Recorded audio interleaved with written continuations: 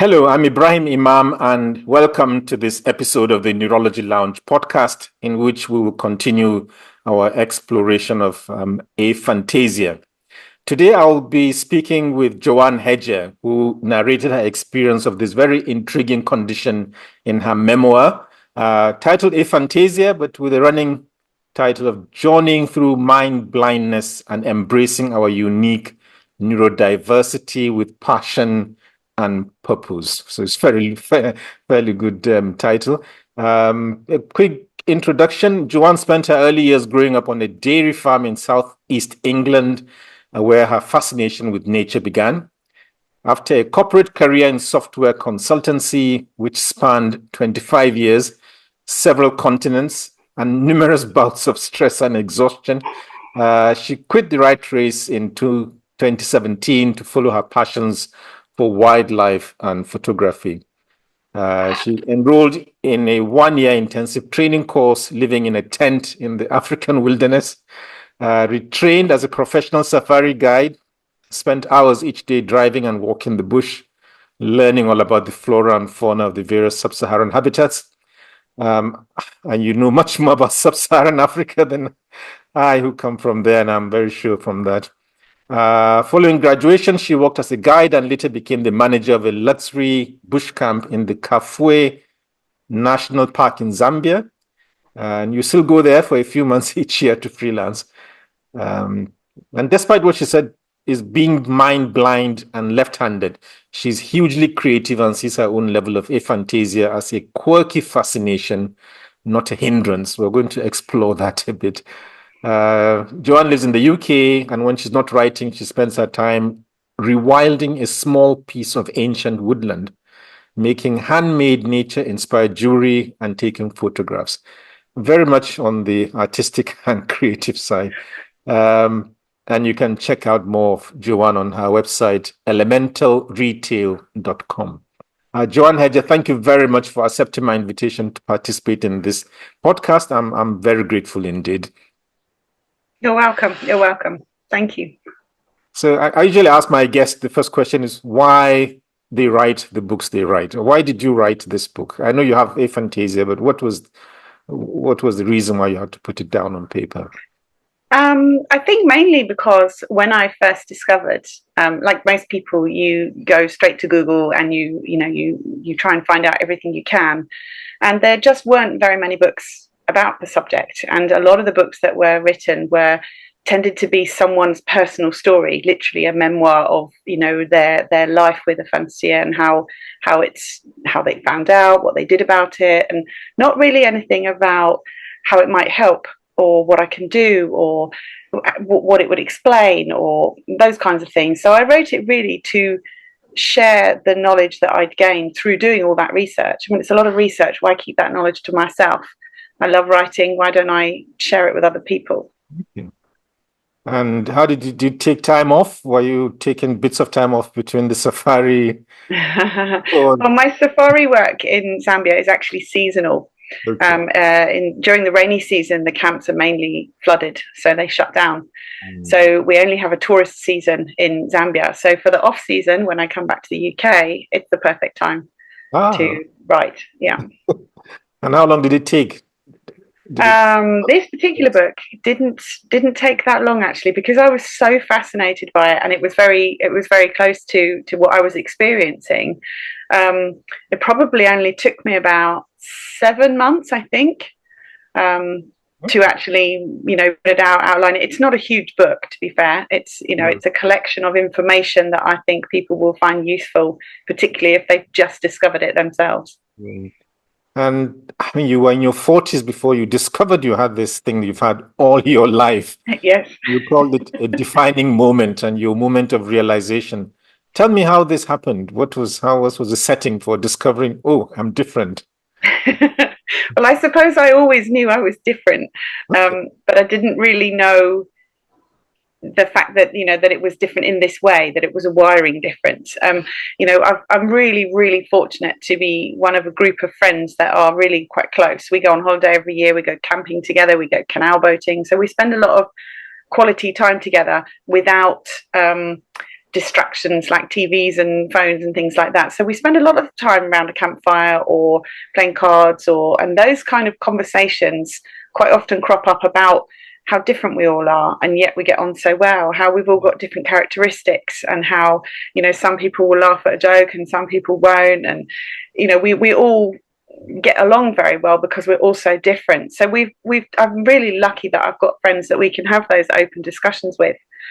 But yeah, this particular, we were at the campsite and we were camping, and I really, really, really wish I could remember exactly what the words were that were said, but I can't. But it was when I realized that everybody around me were all laughing at the same joke, which I clearly didn't find funny because it was a visual joke. It was something they were all creating, this image in their mind. And for all of my life, I'd thought the phrase "picture this" was, just a figure of speech. It was just something people say. Oh, I see what you're saying. You don't see what someone's saying, you hear what they're saying. Yes. But it turns out, no, you do see what they're saying, just I don't.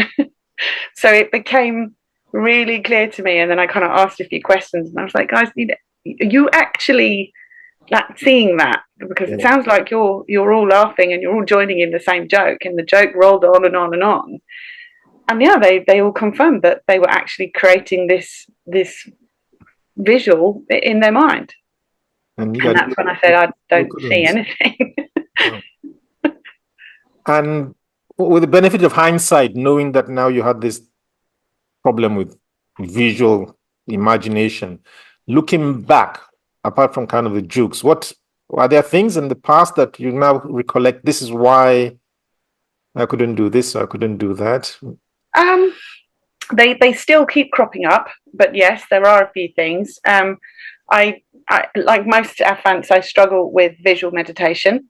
And people, they start describing, picture yourself lying on a beach, or they take you down this visual journey. And yeah, I get bored reading books that have got pages and pages describing what someone looks like, or the main characters or the scenery in front of you. And because the minute it's created, it's gone. It's not something I've created in my mind to then carry on, which I understand other people do.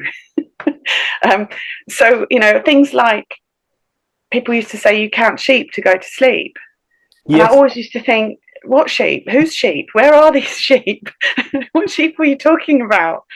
And discussions with my friends have turned out that actually, some of them see cartoon sheep, some of them can see sheep that they have seen in fields, some can make the sheep animate and jump, and it blows my mind. I don't see any sheep. Completely blank. And you said learning about the fact that you have aphantasia was accompanied, you said, by a massive sense of loss and longing. And that FOMO, that's fear of missing out. Yes. Large. Were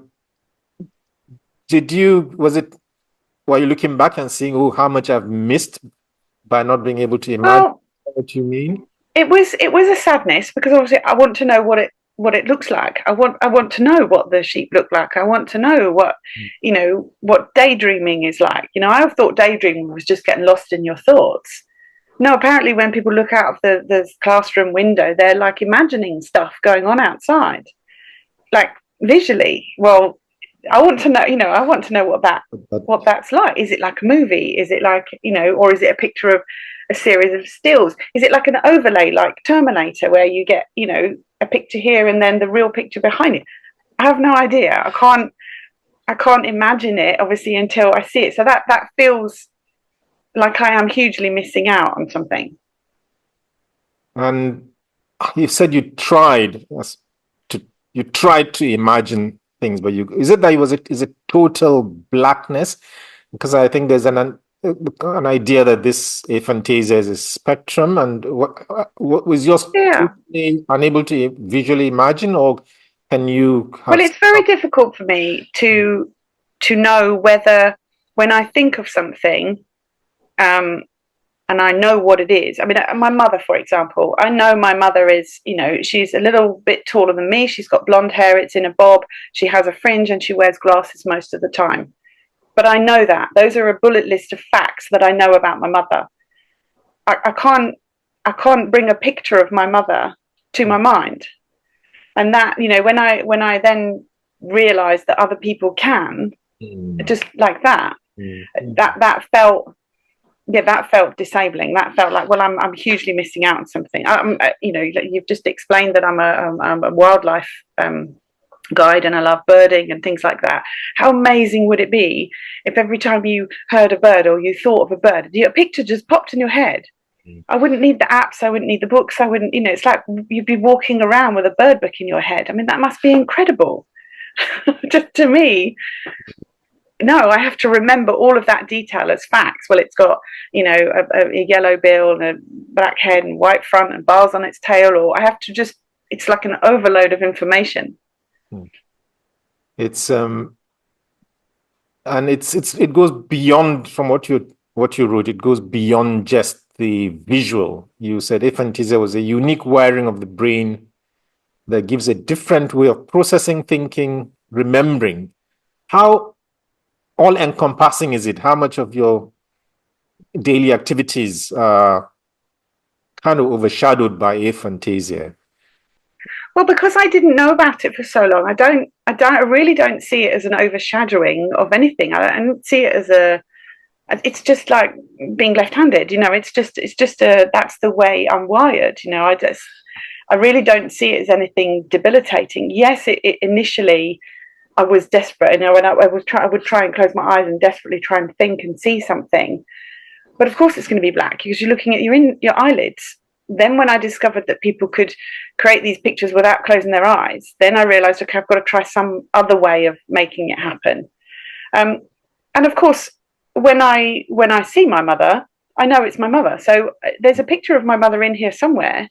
It's just not coming to the fore, coming forward when I need it. And because of that, I think we record information or we make observations in a different way. So I go about my daily life and I might make more of an effort to record certain things than, say, someone who just looks around, records the picture and that's it, because later they can recall that picture and check out the details.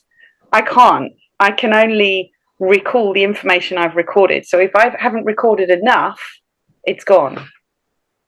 I don't know if that makes any sense. Absolutely, because I was putting myself and comparing myself with people who have what they call this eidetic memory. They look at something once and they can complete opposite end of the scale. Yeah. So I was thinking, I'm just putting myself in your shoes and saying, well, I don't have that, and that's just the way it is. Is that kind of? Yeah, I mean, it is just the way it is. I don't know whether I can do anything about it, but I also don't know at this stage whether I was born this way or whether I acquired this inability to recall images, because the images, like I say, they're in there. There must be, otherwise I wouldn't have recognition. I wouldn't be able to look at somebody walking towards me and say, oh, that's my uncle, or if I didn't have a library of images. So the images are in there. There's nothing wrong with my eyesight, my physical eyesight, but the ability to recall those images to my mind's eye is not there. Now, is that because that connection was just never made when I was formed, or is that because my brain, through trauma or past experience or whatever, has severed that connection and said, we're not going there? Yeah, it's I've yet to find that out. So I was going to ask you later on, but I'll ask now, the issue of the research finding out that some people with aphantasia, it's kind of a genetic thing. Is there, you will have explored your family by now, anybody in the family with similar experience? Yeah, I mean, there's been a lot of discussion amongst my friends, a lot of discussion amongst my peers, not so much discussion with my family, because I did go to one member of my family and I got the distinct impression that it's a kind of a condition that in their world doesn't exist, which I know a lot of scientists say the same thing. Oh, no, and we can't prove it. We can't prove that what I see in my mind is the same as what you see in your mind. It's the same with color blindness and things like that. I don't know that what I see as red is the same as what you see as red. We just don't know. And so from that point of view, it was suddenly, it was the first time I came across someone who did, I'm not going to say didn't believe me, but just went, oh, maybe you're just describing it in a different way. Maybe you maybe, or maybe they also don't see images and just thought, well, people don't see images. You're the same as everyone else. No one sees images. Yeah. But one of my nieces also, she doesn't see images. She has no mental visualization either. I suppose it's not a condition. I don't want to call it. No, what to call it? Do you call it a condition? It's not. No, I suppose it's just like an attribute or a characteristic of who I am. Yeah, it's just, what do you call left-handedness? I mean, yeah, it's not something that's well known in the general public. It's fairly a new thing. Yeah, I mean, it's only really the name was coined, less than 10 years ago. Yeah. So it's not. But then, if you look back, before we knew and we named things like dyslexia or ADHD, or there's a huge number of things that get labelled, for ease of categorizing, for ease of research, for ease of helping people Google what they want and get help. Yes. So I don't have a problem with labels as such, but it's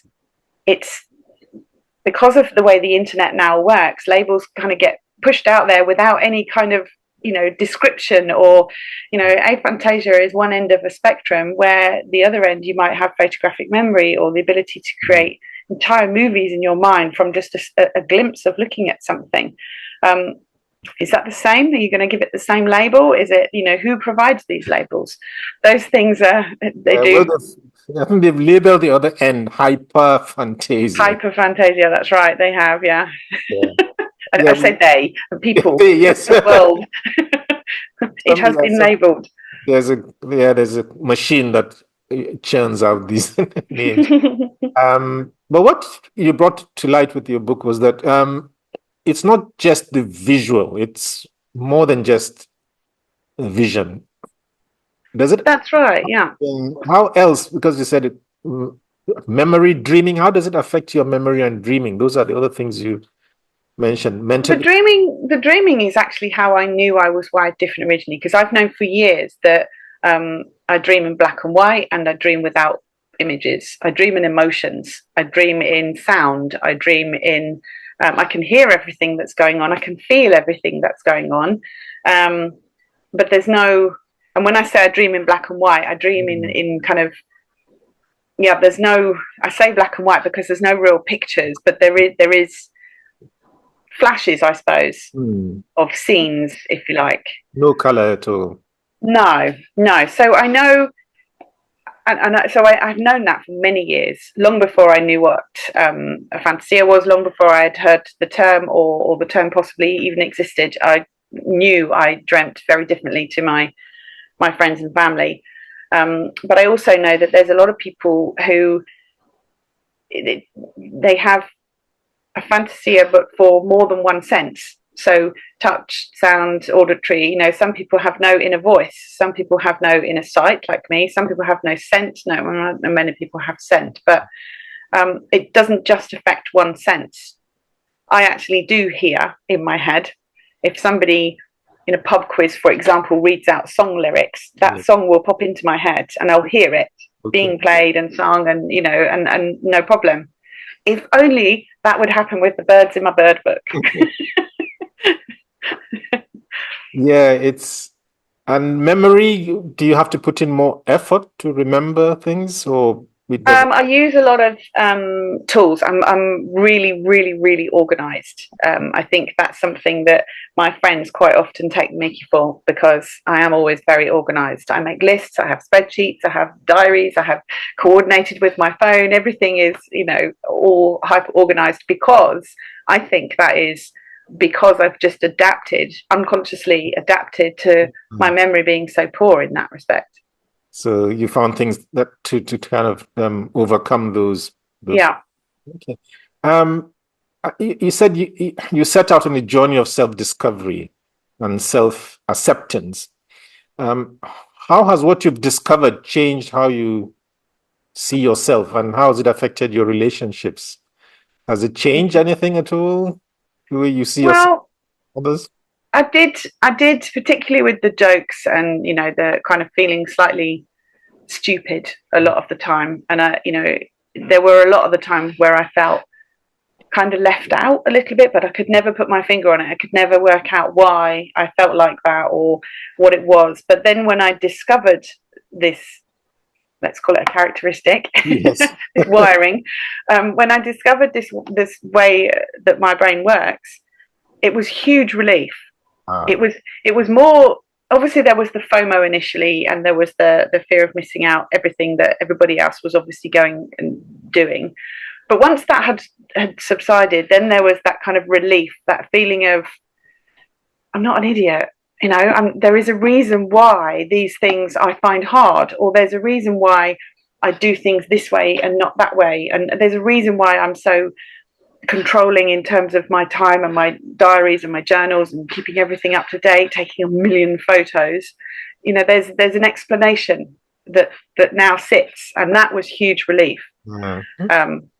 But like I said, I've got a very, very close group of friends, and the first thing our friend group do when anything like this happens is learn to laugh about it, and we learn to make jokes with and joke with each other about these things. So for them, it was great. I just became the butt of their joke for a good while.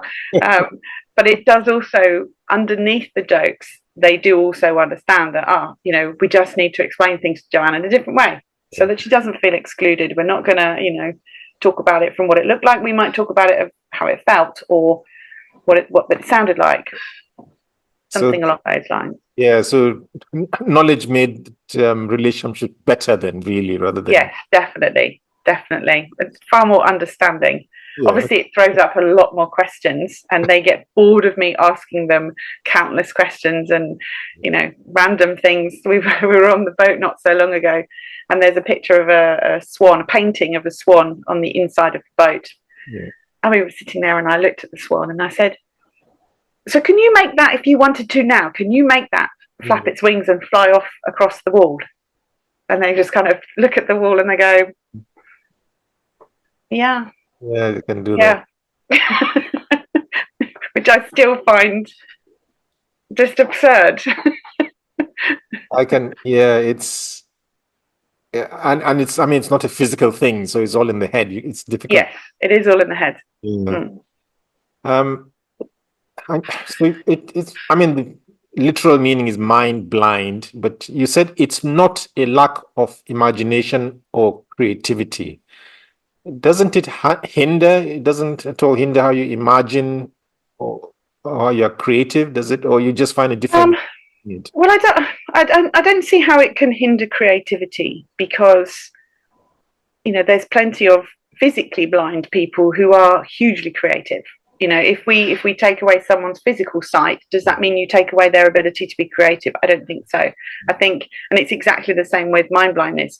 I don't know that, because I didn't even know it was a thing, so that hasn't stopped me, painting, drawing, cooking, being creative, creating jewelry. I make nature inspired jewelry at the moment. I don't think just because I can't envision what something might look like as a finished article ahead of time, I don't think that stops me being able to actually create. Okay. The imagination side of it, yes, I suppose when I look back,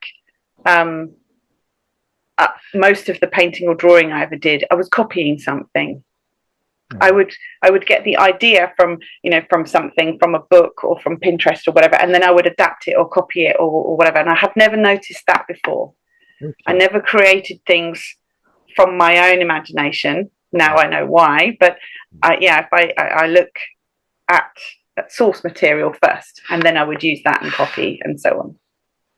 I asked because I think I read somewhere that people with aphantasia tend to go more towards the science fields where there's data and things like that, and less to the creative fields like music and art. But they probably have to rewrite the books. Well, I was a software consultant for 25 years. I was in a very logic, organized, attention to detail type profession. So, it does fit. It's just, I don't think, and I was very happy in that career. I just don't think Aphantasia had really much to do with with. I mean, you can. There are quite a lot of people out there who are musicians, are songwriters, are, you know, all kinds of people who are mind blind. So I don't think it affects it in any way. It's like asking whether my left-handedness makes me any more or less creative. Well, some people will think it does. Okay, I'm sure there's a lot of research out there, and the more people have seen, the more studied, what we take as facts in the past kind of end up being thrown away and new facts come in. That's right. So the other thing you said is, well, we probably touched a bit about it, the adaptations you've had to make. What are the major things you've had to change to adapt to your aphantasia? I know we've talked about a few things with your with the work you do. Do you have to adapt to anything any differently? Well, I take a lot of notes, and notes don't just sink in if I only take them one way. So if I record a voice note, for example, to myself, I would then still have to later on transcribe it, you know, maybe draw a picture to go with it, or do some research online to cement that information in my brain. I don't know whether that's just me or whether that's got anything to do with, you know, the way my memory works. I guess I don't know, because I don't know any different. That's all I've ever known how to do. Just the way it, yeah. I don't know whether if I could recall images in the same way that I understand others can, would that change the way I record information in the first place? Or would I just scrap all that recording and just take photos with my eyes and then recall them? Is that how it works? I couldn't tell you. What are the early red flags you would tell somebody who wants to know whether they have aphantasia but not out there? What are the things they should look out for, say maybe when they're young or a parent? Well, firstly, I wouldn't call them red flags. Okay. I really wouldn't call them red flags, because to me, I don't, like I say, I don't feel hindered in any way. For the 50 years I've been on this planet, I don't feel that it's stopped me from doing anything. That's not to say all people with this brain wiring are exactly the same. I've also been on various forums where people are really struggling with it and they have had huge problems with it. But personally, for me, it would be when do you remember at school when you're young and they give you those maths questions on tessellation, and they give you a picture of a bunch of 3D blocks? Yes. And then they give you some multiple choice answers where they've rotated the block, the items like 90 degrees or something, and you have to choose which one it would be if it were rotated. Yeah, no chance whatsoever. I have no idea how to even start to attempt that kind of question, and I knew that very early on. I would just go straight past that question. For any of those tessellation, moving 3D objects with your mind, yes. No chance. So if you've got a child and they are really struggling and they don't know how to do those things, then yeah, maybe have that discussion. But really, that's the only thing I can think of that as a child I just assumed it was something that everybody else knew the secret of how to do it, or they were just guessing. I have no idea.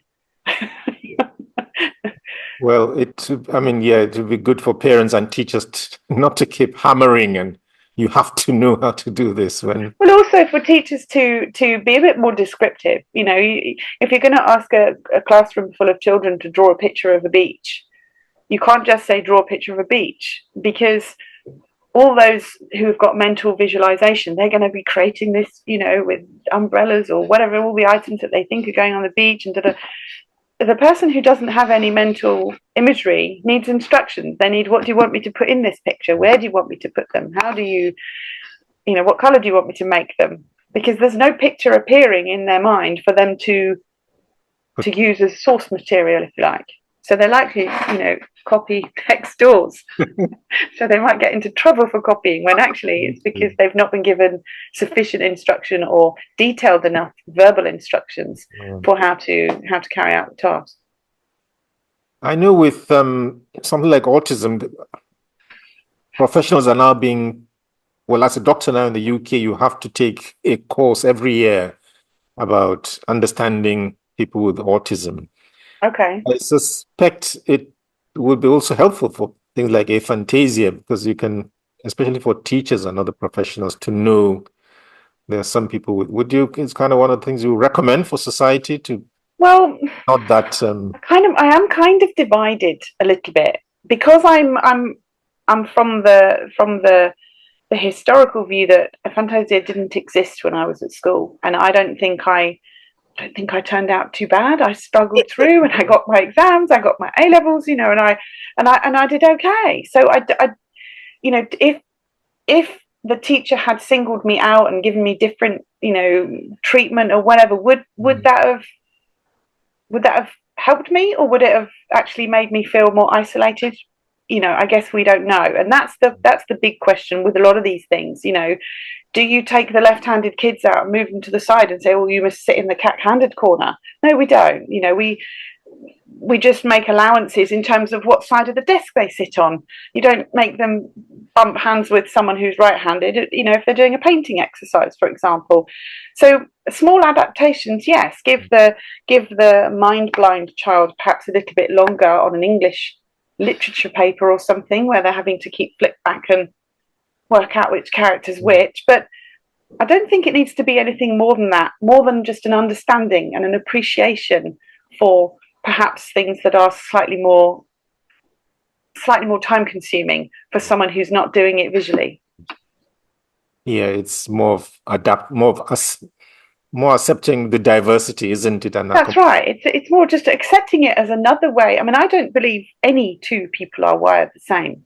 No. We listen to a lot of scientists, and a lot of people write out papers about how, well, this is how the brain works, and the brain does this and the brain does that, but does it for the same for everybody? And I can't see, in all the different transactions that go on in your mind and in your brain, no two can be the same. They just can't. There's too many variations. So for me to be accepting of absolutely every type of wiring is the only way to be. It's the only way to go forward.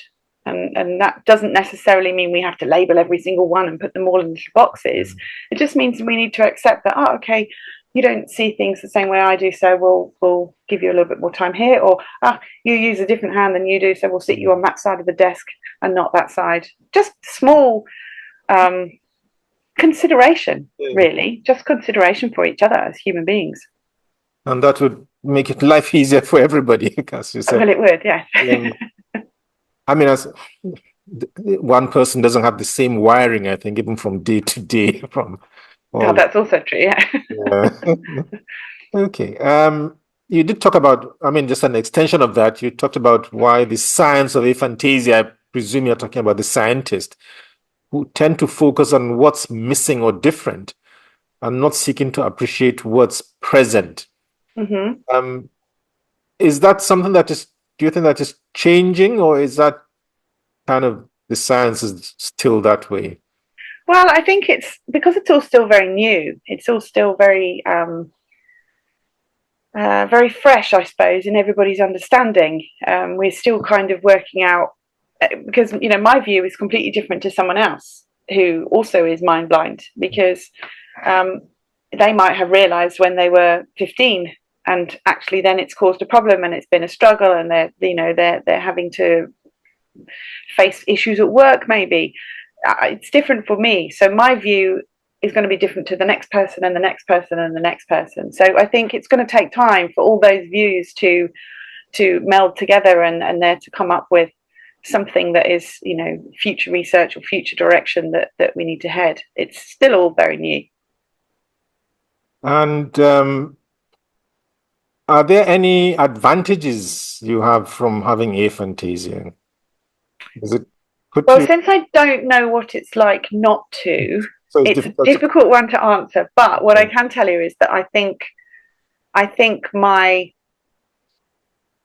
photography is hugely improved because I take a lot of photos as a result of trying to record everything. Yes. I think I am very organized. I don't know how much of that is because I've used it as a technique or an adaptation to being mind blind, but a lot of the people I speak to on forums and a lot of people who ask me questions, they are in very specific, logical, attention to detail type occupations, and they are hugely organized, color coded, mapped out. Everything is, nothing is missed when you don't see in your mind, because you have to see in other ways. You have to record information. So can we link the two? Can we say mind blindness causes someone to be more organized and more have a greater attention to detail? Probably not, but it does seem to be the trend from the people I speak to.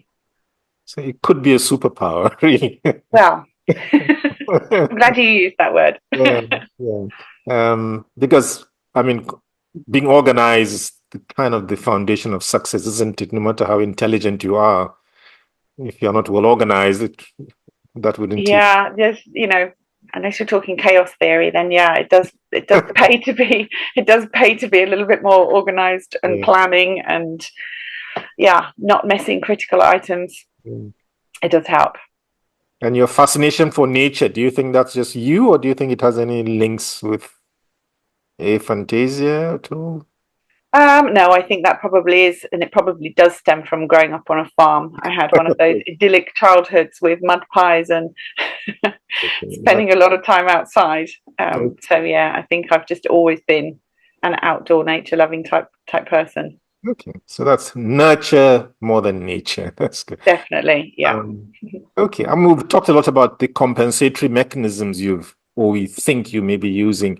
Is there anyone you would advocate as kind of, this is a very important one to consider? Or just be more organized? Well, I think there's various techniques to improve your memory that a lot of people talk about, and I've read a lot of those books in the hope that I can increase my capacity for memory, because it does feel like the hard drive's full. I think, all right, when we talk about physical computers, a picture speaks 1,000 words. I've got to store those 1,000 words. I've got to, they take up a lot of space to keep, and it also takes time to then go and access information. I'm not just drawing on a picture, so things take a lot longer. And I think those things are, they're just different. I don't see them as necessarily the biggest coping mechanism or the biggest thing that people need to learn. I just think that you will automatically adapt. You have to, because otherwise you won't remember anything. You won't, you have to adapt. You have to find space in your mind to fill up with all this information. And somehow your brain just does. It's very clever, as you well know. It's an interesting organ. That's why I've said a lot of us, and I think a lot of the scientists are still stumped by how the brain does what it does. Yeah. I mean, journaling is incredibly useful, but journaling is incredibly useful for lots of reasons, not just for helping jog your memory or recording things, but just for processing the way, your day's been or the week's been or what your thoughts are on things. Journaling is a huge, and I've done that most of my life. I journal for every trip I go on. I journal for every year I walk the earth. And I have a nature journal. I have a lunar journal. Interesting. Are they likely to lead to books, you think? Well, possibly a book about left-handedness, because there's quite a lot included in my journals where I get frustrated about how to live and exist in a right-handed world, or a right-handed dominant world, I should say. Yeah. Okay. I'll be keen to have a look at that once it's published. Might bring you back to talk about it. That one will probably be a bit more humorous than Aphantasia. Okay, I think my last question about the book itself, the major question is, you made a lot of recommendations for parents, teachers, and students to transform learning into an enriching experience. Can you explore that a bit? What do you mean? How? Yeah, I suppose I was quite disappointed in the limited range of teaching methods that were available when I was a kid. And I look in schools now, and it's much, much wider. I mean, they have all kinds of ways of teaching kids now. They appreciate that kids learn in different ways. They appreciate that they need different types of materials, different lengths of time, different activities. When I was at school, we were lucky if once a week they wheeled in a TV, made you watch a film about something, and gave you endless questions about it afterwards, which of course someone who can't record those images, very, very difficult. The advantage of that, of course, there's another advantage. I can watch a movie over and over again like I've never seen it before. I mean, obviously when I'm watching it comes back to me, but even if I leave it a couple of months, I can watch another episode of something, and then my other half will come downstairs and say, "Oh, have you seen this?" Yeah. I don't know. So you remember the story, but not you remember the story, you remember the bits you recorded at the time, or the emotions and vaguely certain things, but it's great because you can read a book again, you can watch a movie again, you can all sorts of things you can do more than once because you don't have the same level of recognition. That's interesting. So leaving kids in front of a TV or in front of a video and then asking them questions about it is not going to work if the kid's mind blind. Yeah, that's interesting. Okay. Okay, we're kind of winding down. What 3 lessons would you want the readers? I mean, we've talked a lot about them, but what will you kind of emphasize as the main lessons you wanted to convey in the book? Okay, well, I guess the first thing is, as we've said, everyone's different. I don't believe 2 people are the same at all. They're not wired the same at all. So, the first lesson I want everyone to learn is it's normal to be different. It's perfectly normal to be different in some way, shape, or another. In fact, if you're not different, then in a way that's when you should be worrying, if there isn't something different about you. Okay. Secondly, different doesn't mean deficient. Different doesn't mean that, just because you think differently, you're deficient in some way. You're just different. You're just unique. That's all. It doesn't have to be something that, as we said earlier in your question, it doesn't mean red flag. It's not something missing or a red flag or a shortcoming or any of these kind of negative connotations. It's just a different way of wiring, a different way of thinking, different way of processing, different way of storing your memories, because you haven't got that visual ability to recall it in the same way. And I guess I also want them to take away the fact that just because we label things, we're not labeling them to single people out. We're labeling things to help people find help, so that people have got a keyword to Google. They've got something to type in and find like-minded people. Find your tribe, or however they call it now. So, I don't want people to read the book and think, oh, we label people because we want to pigeonhole them. No, we label things to help them, to give them a tool to access information. Well, you did talk about how knowing you had aphantasia took a load off your head. Just kind of explains. Yes. Okay. I know we talked about research into aphantasia. What do you think are the major unknowns or the uncertainties? Well, I think the biggest one is, does it even exist? Is what I see or what I think I see or know in my head the same as what you see? Are you really seeing movies in your head, or are you just knowing about those movies in the same way that I know the rough storyline of a movie? That's the big thing is, are we just talking about opposite ends of one huge scale, or is there genuinely a disconnect between the ability to recall? Now, there are scientific studies that have been done that have kind of, I wouldn't say proven, because there's only a couple and you can't really prove something with a couple, but there have been a couple done where they have kind of stated that yes, there is a different part of the brain that they are not accessing the visual cortex in order to bring visual images back. So they're making steps in that direction, but it will take more research. So I think the uncertainty really is the big one. Is it even a thing? It's still pretty huge. Yeah, because I mean, initially started as just a visual thing, but now, as you've explained, it's it's a range that goes It's across. a range of things, and are they all different things? Are they all part of the same thing? Are they? Yeah, we don't know enough yet. Yeah. Okay, that's very insightful. And do you kind of hold the hope that these are questions that can be sorted out in the near future? Well, I hope that, the more people we tell, the more we talk about it, the more we laugh about it, the more we discuss with people, and the more books get written and people start talking about it, then maybe there will be funding available for more research and we can get the answers that we need. That would be amazing. Because if it really is something that is acquired through trauma, but then there's a chance it can be reversed. There's a chance that people like me will be able to see images. Yeah. I will get my bird book in my head.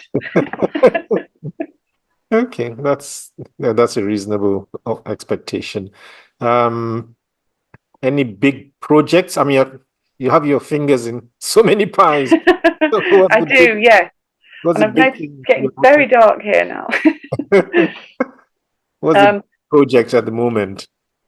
Yeah, well, I've only just got back from Africa, from my season in Africa, so I've got quite a mountain of things to get through and get back to some level of normality here in the UK. But that will also involve time at the woodland. Obviously, we're entering into the storm season when there's a lot of storm damage that needs clearing. So right now it will be rest, recuperate, get back out into the woodland, and then start writing again. Once the weather gets so cold that I can't go to the woodland, then I start writing again. Well, make sure they become books so that more people can benefit from them. I shall do my best. Okay. And I'm going to ask whether you have any books to recommend for listeners. There is only one, and it's quite old. It's one I read years and years and years ago by Joanne Hedger. I don't know if you know The Female Brain. The Female Brain, yes. It was years ago I read it, and it really hit me. I actually went to try and look for it earlier on my bookshelf, and I must have lent it to someone. It was so good, I probably did lend it out to someone. That was a game changer for me when I read that book. And that's probably, I can't remember now, was it 20 years ago? Probably not, 15 years ago it was released, published. And I remember at the time that being like a pivotal word for me when I started to then learn about the brain and how things worked. It fascinated me. Yeah, and she also wrote The Male. I haven't read that one yet. But as you said, it's quite a long time. There are other books now. There's one called The Gendered Brain. Okay. More recent. It's a very rapidly evolving field. People have different views. But that was a very popular book. Actually, it's a good one. Well, it was new. It was, at the time, people hadn't written that kind of scientific explanation in layman's terms, so that your average non-neuroscientist could understand. Yeah. And so that was, and I guess that's what made it so popular, is that it was accessible to everybody. Okay. Thank you very much, Joanne Hedger, for participating in this episode of the Neurology Lounge podcast, and for providing me many invaluable insights into aphantasia. And to my audience, thank you very much for watching or listening. If you enjoyed it, why not subscribe to the YouTube, Spotify, or Apple channels so that you don't miss the next episode. And whilst waiting for the next episode, you might want to check my own book called Surfing the Brain. And I have a neurology database called Neuro Checklist, where I've also covered aphantasia there. Thank you very much for joining me. And Joanne, thank you very much for your time. You're welcome. Thank you very much, everyone.